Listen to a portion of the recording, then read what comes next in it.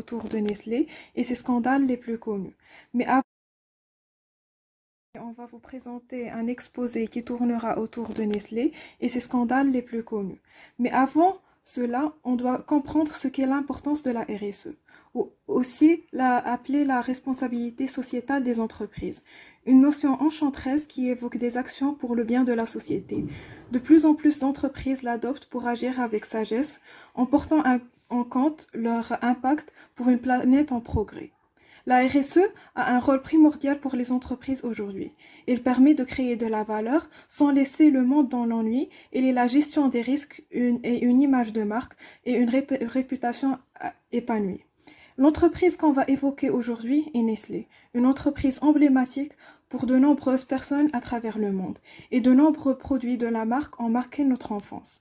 En effet, dès notre plus jeune âge, nous avons été bercés par les publicités pour les produits Nestlé, tels que les céréales, les barres chocolatées KitKat, etc.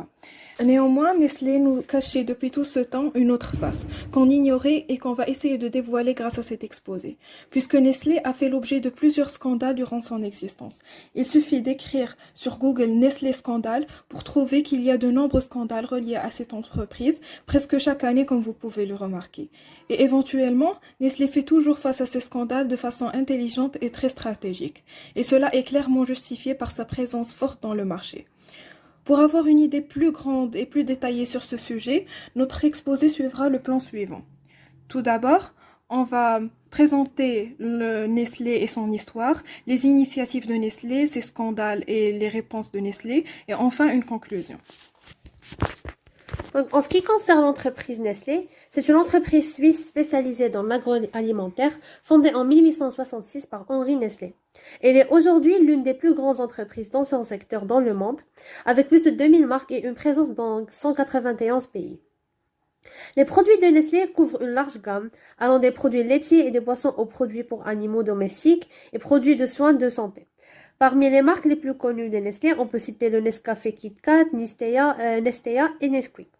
En termes de chiffre d'affaires, Nestlé est l'une des plus grandes entreprises du monde, avec des revenus annuels dépassant les 90 milliards de francs suisses. Elle emploie également plus de 300 000 personnes dans le monde.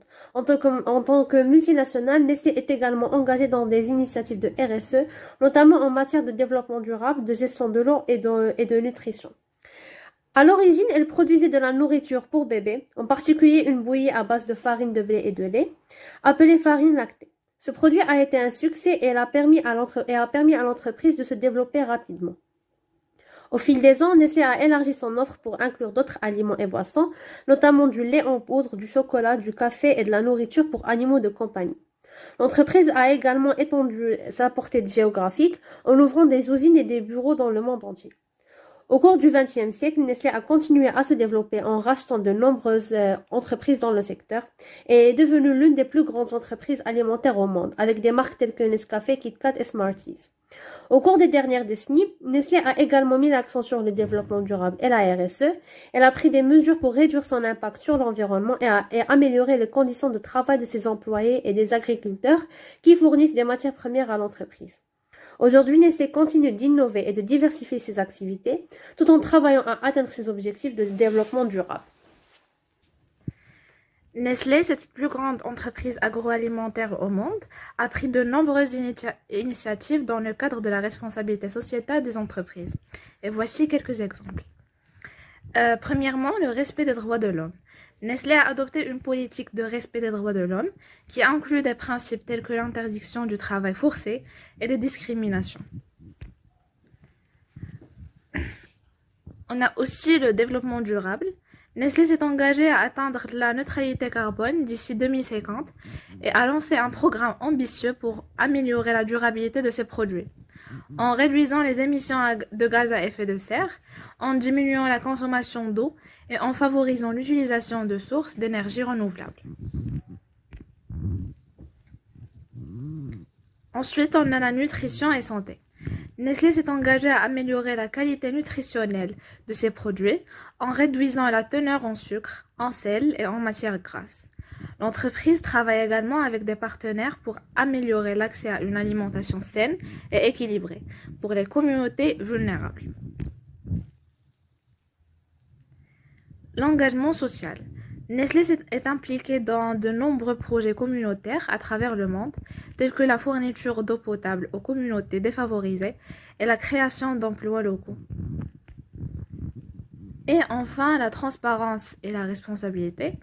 Nestlé publie régulièrement des rapports sur ses activités et ses performances en matière de RSE et est engagé dans la transparence et la responsabilité de ses actions. Il convient de noter que malgré ces initiatives positives, Nestlé a également fait face à plusieurs critiques qu'on va aborder tout de suite. En effet, Nestlé a fait face à plusieurs scandales, hormis ceux qu'on a déjà présentés dans le cours, c'est-à-dire celui de KitKat avec l'Amazonie et les arbres, et bien sûr l'extinction des animaux. Nous avons choisi de présenter d'autres scandales. Le premier est le scandale ou la controverse de Nestlé dans les années 1970 qui a une relation avec la préparation pour nourrissons. Donc dans les années 1970, l'entreprise a fait face à une controverse sur ses pratiques de commercialisation des préparations pour nourrissons dans les pays en développement. Et elle a commencé lorsqu'il a été révélé que Nestlé faisait la promotion des préparations pour nourrissons comme substitut du lait maternel auprès des mères des pays en développement, malgré le fait que nombreux de ces mères n'avaient pas accès à l'eau potable et que leur taux de mortalité infantile était plus élevé. Donc cela a conduit à des bébés mal nourris et à des taux de mortalité infantile élevés. Nestlé a été accusé d'avoir enfreint le Code international de commercialisation des substituts du lait maternel et a confronté un boycott sur ses produits. Donc, en fait, elle a utilisé des tactiques de marketing agressif pour promouvoir les préparations pour nourrissons dans ces pays et fournit des informations trompeuses sur les avantages des préparations pour nourrissons et de ne pas avoir évité les mères des risques associés à leur utilisation. Donc, face à cela, Nestlé a d'abord nié les allégations et a insisté sur le fait que ces pratiques commerciales n'étaient pas nuisibles. Et en 1977, elle a adopté un code de conduite pour la commercialisation des substituts du lait maternel qui a donc interdit quelques utilisations et quelques promotions et a mis en place des lignes directrices pour la promotion et la distribution des préparations pour nourrissons. Et en plus de cela, Nestlé a créé la Fondation Nestlé qui s'est concentrée sur la recherche sur les besoins nutritionnels des nourrissons et des jeunes enfants. Passons maintenant au deuxième scandale, qui est le scandale sur la violation des droits humains. En fait, l'esclavage et le travail des enfants sont des problèmes critiques et préoccupants dans de nombreuses industries, y compris l'industrie alimentaire. Nestlé, l'une des plus grandes entreprises alimentaires au monde, a été accusée dans le passé d'utiliser du travail forcé et des enfants dans sa chaîne d'approvisionnement. En 2020, Nestlé a publié un rapport sur la traçabilité de ses chaînes d'approvisionnement en cacao qui a révélé que l'entreprise avait identifié 18 cas de travail des enfants et 5 cas de travail forcé dans ses fournitures directes de cacao en Côte d'Ivoire et en Ghana. Nestlé a travaillé pour remédier à ces problèmes et a mis en place des mesures pour empêcher le travail des enfants et le travail forcé dans sa chaîne d'approvisionnement. Le premier plan, c'est le plan cacao de Nestlé. C'est une initiative mondiale visant à améliorer les moyens de subsistance des producteurs de cacao et de leur communauté, tout en abordant également le problème du travail des enfants dans la production de cacao. Et dans ce cadre, on peut trouver dans le site web officiel de Nestlé ce petit extrait concernant ce plan cacao de Nestlé. Pour faire du bon chocolat, il faut du bon cacao. Mais les conditions de vie peuvent être difficiles dans les régions où l'on cultive le cacao. C'est pour cela que nous avons créé le plan cacao Nestlé, une meilleure production pour une vie meilleure et du cacao de meilleure qualité. Deuxièmement, on peut parler de l'évaluation de l'impact sur les droits de l'homme. Nestlé a effectué dans ce cadre, dans sa chaîne d'approvisionnement en cacao, qui sont conçus pour identifier et évaluer les risques potentiels en matière de droits de l'homme associés à des opérations et à des chaînes d'approvisionnement. Les évaluations de l'impact sur les droits de l'homme comprennent des évaluations des risques de travail des enfants et de travail forcé et aident Nestlé à identifier et à mettre en œuvre des mesures de remédiation boisson appropriée. Dans ce cadre, le senior manager de Nestlé a dit « Les droits de l'homme sont plus qu'une simple question de compliance. Ils doivent améliorer activement la vie des gens et faire une réelle différence au sein des communautés. » Ensuite, le troisième scandale de Nestlé qu'on discutera aujourd'hui porte sur la privatisation de l'eau, qui est liée à sa pratique controversée d'acheter des sources d'eau et de les exploiter pour vendre de l'eau en bouteille. Cette pratique a soulevé des préoccupations quant à l'accès à l'eau potable pour les communautés locales et a suscité des critiques selon lesquelles Nestlé profite de la privatisation de l'eau, un bien public essentiel, pour ses propres intérêts commerciaux. En réponse à ces préoccupations, Nestlé a cherché à se défendre en soulignant que la société n'est pas la seule responsable de la privatisation de l'eau et qu'elle travaille en étroite collaboration avec les communautés locales pour s'assurer que l'approvisionnement en eau est géré de manière responsable et durable. Nestlé affirme également qu'elle investit dans la conservation de l'eau, dans des projets de réutilisation de l'eau pour minimiser son impact environnemental. Cependant, de nombreux critiques affirment que ces efforts ne sont pas suffisants et que Nestlé devrait cesser de s'engager dans la privatisation de l'eau. Nestlé a fait l'objet de controverses concernant sa gestion des déchets plastiques, qui a été un enjeu majeur ces dernières années. Dans cette partie, nous examinerons le scandale des déchets plastiques de Nestlé et la manière dont l'entreprise l'a géré d'une manière RSE. Alors, les déchets plastiques sont devenus un problème environnemental mondial ces dernières années, avec des millions de tonnes de déchets plastiques produits chaque année. Une partie importante de ces déchets se retrouve dans les océans, où ils nuisent à la vie marine et aux écosystèmes dont ils dépendent. En tant que producteur majeur de produits alimentaires et de boissons, Nestlé a été identifié comme un contributeur important au problème des déchets plastiques. En 2018, Nestlé a été identifié comme l'un des pires pollueurs de plastique au monde. Un rapport de l'organisation environnementale Break Free from Plastic a révélé que Nestlé était responsable de la production de plus de déchets plastiques que toute autre entreprise. Le rapport a identifié les produits de Nestlé tels que le café Nescafé et le chocolat KitKat comme les principaux contributeurs au problème.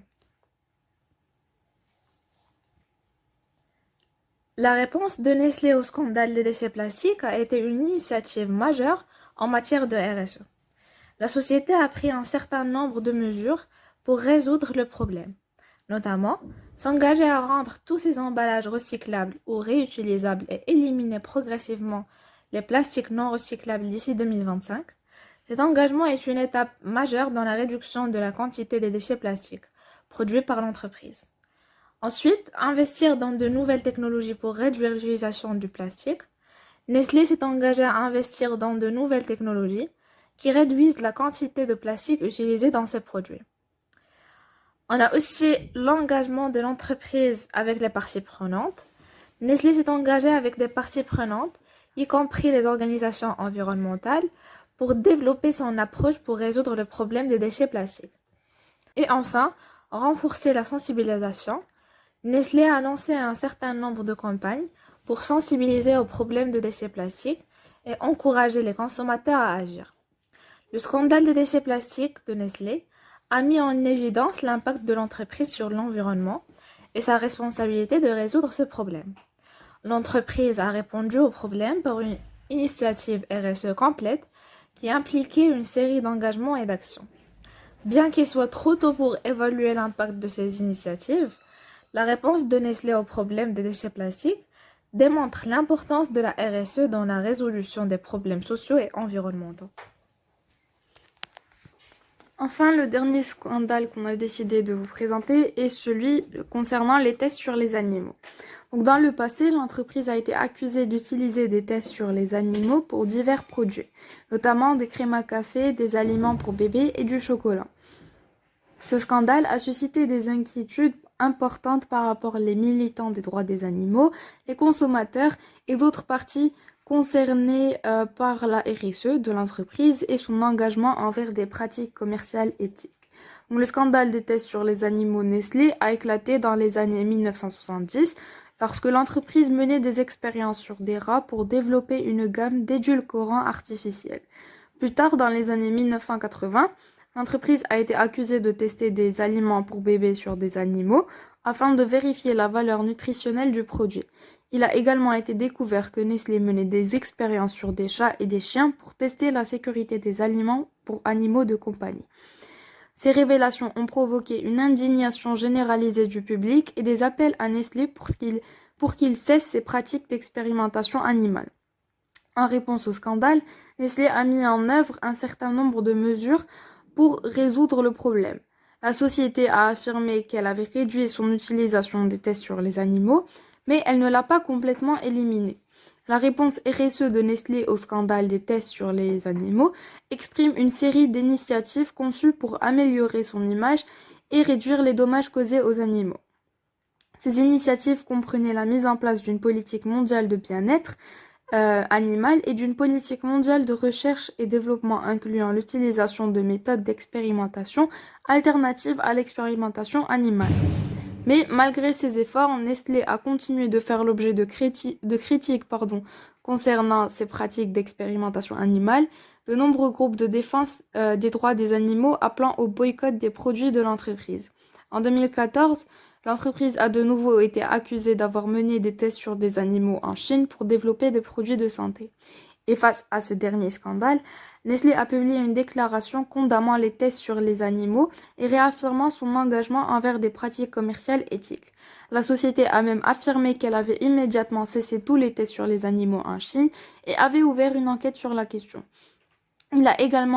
Nestlé a également déclaré qu'elle travaillait avec les autorités chinoises pour développer des méthodes de tests alternatives à l'expérimentation animale. Dans l'ensemble, le scandale de tests sur les animaux Nestlé a eu un impact significatif sur la RSE et la réputation de l'entreprise.